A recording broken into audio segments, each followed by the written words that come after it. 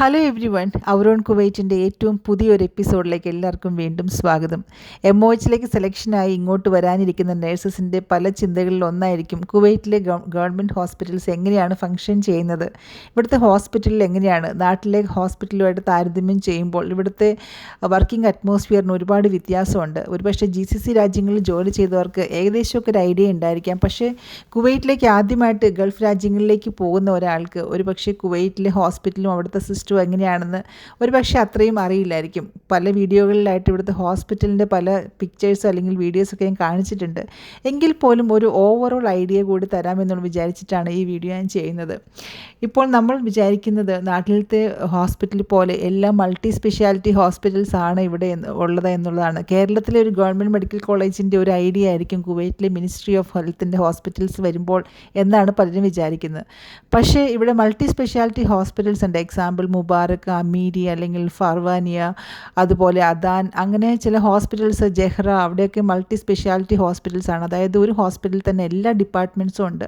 അത് വലിയ ഹോസ്പിറ്റൽസ് ആണ്. ആ ഒരു ഏരിയയിലുള്ള ആളുകൾക്ക് സിവിൽ ID, നമ്മളുടെ റെസിഡൻസ് എവിടെയാണോ അതനുസരിച്ച് നമ്മൾക്ക് അവിടെയുള്ള പേഷ്യൻസ് ആ ഒരു ഏരിയയിലുള്ള ഹോസ്പിറ്റലിലാണ് പോകുന്നത്. ഇപ്പോൾ ഫർവാനിയ ഗവർണറേറ്റിൻ്റെ കീഴെയുള്ള ആളുകൾക്ക്, പേഷ്യൻസിന് അവർക്ക് പോയിട്ട് അമീരിയിൽ പോകാൻ പറ്റില്ല എന്നുള്ളതാണ് ഇവിടുത്തെ ഒരു റൂൾ. നമുക്ക് നാട്ടിലിപ്പോൾ ഇഷ്ടമുള്ള ഗവൺമെൻറ് ഹോസ്പിറ്റലിൽ നമുക്ക് പോകാൻ പറ്റും, അല്ലെങ്കിൽ ഏത് ഹോസ്പിറ്റലിൽ വേണമെങ്കിലും നമുക്ക് പോകാനുള്ളൊരു ചാൻസ് ഉണ്ട്. പക്ഷേ ഇവിടെ നമ്മളുടെ ഏരിയ അനുസരിച്ചിട്ടാണ് നമുക്ക് ഓരോ ഹോസ്പിറ്റലിൽ നമുക്ക് അഡ്മിഷൻ തരുന്നത്. പിന്നെ സ്പെഷ്യലൈസ്ഡ് ആയിട്ടുള്ള ഹോസ്പിറ്റൽസ് ഉണ്ട്. അതായത് അൽ സബ റീജിയൻ എന്ന് പറയും. അവിടെ ഓരോ ഹോസ്പിറ്റലും ഓരോ സ്പെഷ്യലൈസ്ഡ് ഹോസ്പിറ്റൽസ് ആണ്. അതായത് ഓരോ ഡിപ്പാർട്ട്മെൻറ്റിനും, ഇപ്പം ഫോർ എക്സാമ്പിൾ ENTക്ക് ഒരു സെപ്പറേറ്റ് ഹോസ്പിറ്റലാണ്, അല്ലെങ്കിൽ ഇപ്പോൾ മെഡിക്കൽ കാര്യങ്ങൾക്കെല്ലാം മെഡിക്കൽ സെപ്പറേറ്റ് ആയിട്ടൊരു ബിൽഡിംഗ് ആണ്. എല്ലാത്തിനും ഒരു പ്രത്യേകമായിട്ടുള്ള ഹോസ്പിറ്റൽ അല്ലെങ്കിൽ ബിൽഡിങ്സ് ആണ് ഉള്ളത്. അപ്പോൾ അത് അൽ സബ സ്പെഷ്യലൈസ്ഡ് ഏരിയ എന്ന് പറയും. അതുപോലെ തന്നെ പിന്നെ ക്ലിനിക്സ് ഉണ്ട്. പിന്നെ ഉള്ളത് സ്കൂൾ ഹെൽത്ത് ആണ്. ക്ലിനിക്സ് എല്ലാം B ഗ്രേഡ് ആണ്, സ്കൂൾ ഹെൽത്തും B ഗ്രേഡ് ആണ്. മിക്കവാറും ഹോസ്പിറ്റൽസ് എല്ലാം ഇപ്പോൾ A ഗ്രേഡ് ആണ് എന്നാണ് ഞാൻ കേട്ടത്.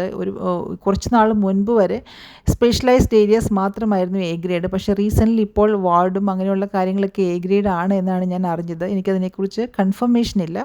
കുറേ ഡിപ്പാർട്ട്മെൻറ്റ്സും A ഗ്രേഡ് ആണ്, പക്ഷേ എല്ലാ ഹോസ്പിറ്റൽസും A ഗ്രേഡ് ആണോ എന്നുള്ളതിനെക്കുറിച്ച് എനിക്ക് അത്രയ്ക്കും ഉറപ്പില്ല. എന്തായാലും സ്കൂൾ ഹെൽത്ത്, ക്ലിനിക്സ് ഇതെല്ലാം കഴിഞ്ഞതിന് ശേഷം ഇപ്പോൾ ഞാൻ പറഞ്ഞ പോലെ സ്പെഷ്യലൈസ്ഡ് ഏരിയ ഉണ്ട്. പിന്നെ ഇതുപോലെ മൾട്ടി സ്പെഷ്യാലിറ്റി ഹോസ്പിറ്റൽസ് ഉണ്ട്. അപ്പോൾ ഓരോ ഹോസ്പിറ്റലിലെയും ചിലപ്പോൾ ചില ക്ലിനിക്കുകളിൽ 7 to 2 മാത്രം ഡ്യൂട്ടിയുള്ള ക്ലിനിക്കുകളുണ്ട്.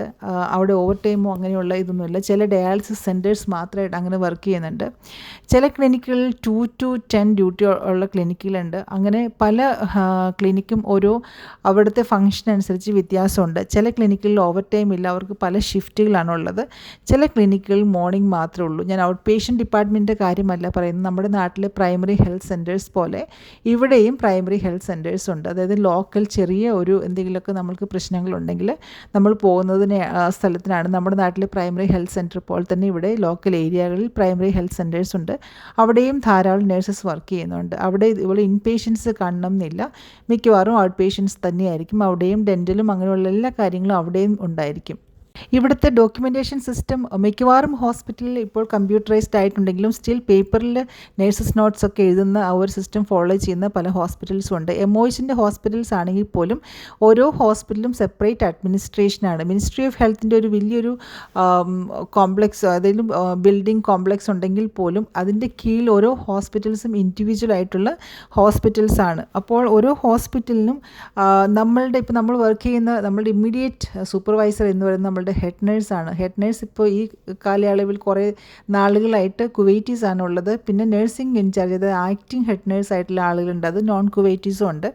അവർക്ക് മേളിലുള്ളത് അസിസ്റ്റൻറ്റ് നഴ്സിംഗ് ഡയറക്ടറാണ്. അത് കൂടുതലായിട്ടും കുവൈറ്റി നാഷണാലിറ്റീസ് ഉണ്ട്, അല്ലാത്തവരും ഉണ്ട്. അപ്പോൾ നമ്മുടെ ഹെഡ് നേഴ്സ് കഴിഞ്ഞതിന് ശേഷം അസിസ്റ്റൻറ്റ് നഴ്സിംഗ് ഡയറക്ടറാണ്.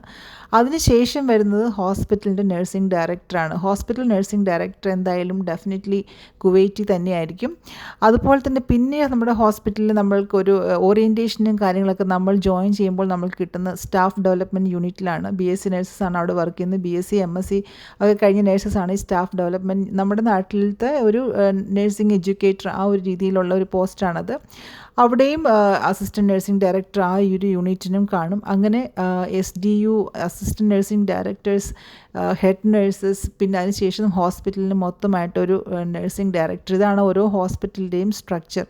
നമ്മൾക്ക് എന്തെങ്കിലും കാര്യങ്ങൾ കമ്മ്യൂണിക്കേറ്റ് ചെയ്യണമെങ്കിൽ ത്രൂ പ്രോപ്പർ ചാനലാണ് നമുക്ക് കമ്മ്യൂണിക്കേറ്റ് ചെയ്യാൻ പറ്റുള്ളൂ. നമ്മൾക്ക് ഒരു ആവശ്യമുണ്ടെങ്കിൽ നേരിട്ട് ഹോസ്പിറ്റൽ ഡയറക്ടറിനെ അല്ലെങ്കിൽ ഹോസ്പിറ്റൽ നഴ്സിംഗ് ഡയറക്ടറിനെ മീറ്റ് ചെയ്യാൻ നമ്മൾക്ക് പെർമിഷൻ ഇല്ല. നമ്മളുടെ ഹെഡ് നഴ്സിൻ്റെ പെർമിഷൻ, അസിസ്റ്റൻറ്റ് നഴ്സിംഗ് ഡയറക്ടറിൻ്റെ പെർമിഷൻ, അങ്ങനെയെല്ലാം കഴിഞ്ഞതിന് ശേഷമാണ് നമുക്ക് വിത്ത് അപ്പോയിൻമെൻറ്റ് നഴ്സിംഗ് ഡയറക്ടറെ കാണാനുള്ള പെർമിഷനുള്ളൂ.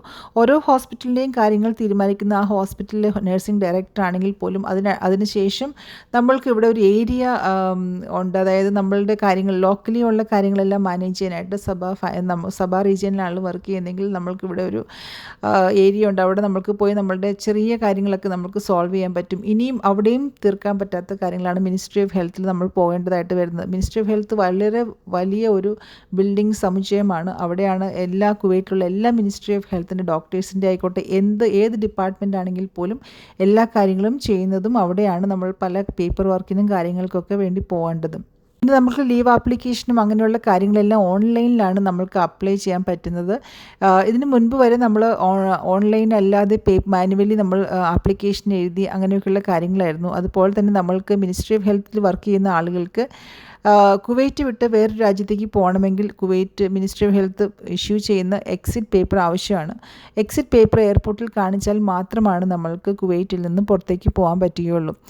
നമ്മൾക്ക് ഇപ്പോൾ ഔട്ട് പേഷ്യൻ്റ് ഡിപ്പാർട്ട്മെൻറ്റിലൊക്കെ വർക്ക് ചെയ്യുന്ന ആളുകൾക്ക് ഒരു പക്ഷേ ഇവിടുത്തെ പബ്ലിക് ഹോളിഡേയ്സ് മേ ബി ഒരു 1 വീക്ക് കിട്ടുവാണെങ്കിൽ നമുക്ക് മറ്റു രാജ്യത്തേക്ക് പോകാമെന്ന്, അല്ലെങ്കിൽ ഒരു ഹോളിഡേ സ്പെൻഡ് ചെയ്യാനായിട്ട് നമുക്ക് പോകാമെന്ന് വിചാരിച്ചാൽ അതിനുള്ള ചാൻസ് ഇല്ല. കാരണം നമ്മൾക്ക് പ്രോപ്പറായിട്ടുള്ള ലീവ് ഉണ്ടെങ്കിൽ മാത്രമാണ് കുവൈറ്റിൽ നിന്നും നമുക്ക് MOH എക്സിറ്റ് പേപ്പർ തരുള്ളൂ. അതുകൊണ്ട് തന്നെ അങ്ങനെയുള്ള ഒരു ഓപ്ഷൻ നമ്മൾക്ക് ഇപ്പോൾ ഈവൻ പബ്ലിക് ഹോളിഡേ ചിലപ്പോൾ ഒരു 1 വീക്കൊക്കെ ഉണ്ടെങ്കിൽ പോലും പുറത്തേക്ക് പോകാൻ നമുക്ക് അതിനുള്ള പെർമിഷൻ ഇല്ല.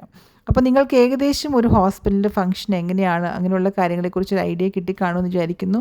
കുവൈറ്റ് മിനിസ്ട്രി ഓഫ് ഹെൽത്തിലെ എല്ലാവിധമായിട്ടുള്ള ചികിത്സകളും അല്ലെങ്കിൽ ഇൻവെസ്റ്റിഗേഷൻസ് എല്ലാം കുവൈറ്റീസിന് ഫ്രീ ആണ്. ഞാൻ അതിനെക്കുറിച്ചൊരു വീഡിയോ ചെയ്തിട്ടുണ്ടായിരുന്നു. എന്നാൽ എക്സ്പേർട്സിന് നമ്മൾക്ക് ഇപ്പോൾ പേയ്മെൻ്റ് ഉണ്ട്. നേഴ്സസിന്, കുവൈറ്റ് MOHയിലെ നേഴ്സസിന് ഫ്രീ ആയിട്ടുള്ളത് ആകെ റേഡിയോളജി ഇൻവെസ്റ്റിഗേഷൻസും പിന്നെ ന്യൂക്ലിയർ മെഡിസിൻ ഇൻവെസ്റ്റിഗേഷൻസും മാത്രമാണ്. ബാക്കി എല്ലാ കാര്യങ്ങൾക്കും പേയ്മെൻറ്റ് ഉണ്ട്. കുറച്ച് വർഷങ്ങൾക്ക് മുൻപ് വരെ കാര്യങ്ങൾ കുറച്ചും കൂടി വ്യത്യസ്തമായിരുന്നു. ഇപ്പോൾ എല്ലാ കാര്യങ്ങൾക്കും പേയ്മെൻറ്റ് നമ്മൾ കൊടുക്കണം. അപ്പോൾ അങ്ങനെയാണ് കുവൈറ്റ് മിനിസ്ട്രി ഓഫ് ഹെൽത്തിൽ നമ്മൾക്കുള്ളൊരു ഓപ്പർച്യൂണിറ്റി എന്ന് പറഞ്ഞാൽ. ബാക്കി കാര്യങ്ങളെല്ലാം ഞാൻ പല വീഡിയോസിൽ പറഞ്ഞിട്ടുണ്ട്. എങ്കിലും നിങ്ങൾക്ക് ഈ വീഡിയോയിൽ കൂടെ കുവൈറ്റ് മിനിസ്ട്രി ഓഫ് ഹെൽത്തിൻ്റെ ഒരു സ്ട്രക്ചറും ഓരോ ഡിപ്പാർട്ട്മെൻറ്റും എങ്ങനെയാണ് ഫങ്ഷൻ ചെയ്യുന്നത് എന്നുള്ളതിനെക്കുറിച്ച് ഒരു ഇൻഫർമേഷൻ തരാൻ പറ്റിയെന്ന് ഞാൻ വിചാരിക്കുന്നു. Thank you for watching.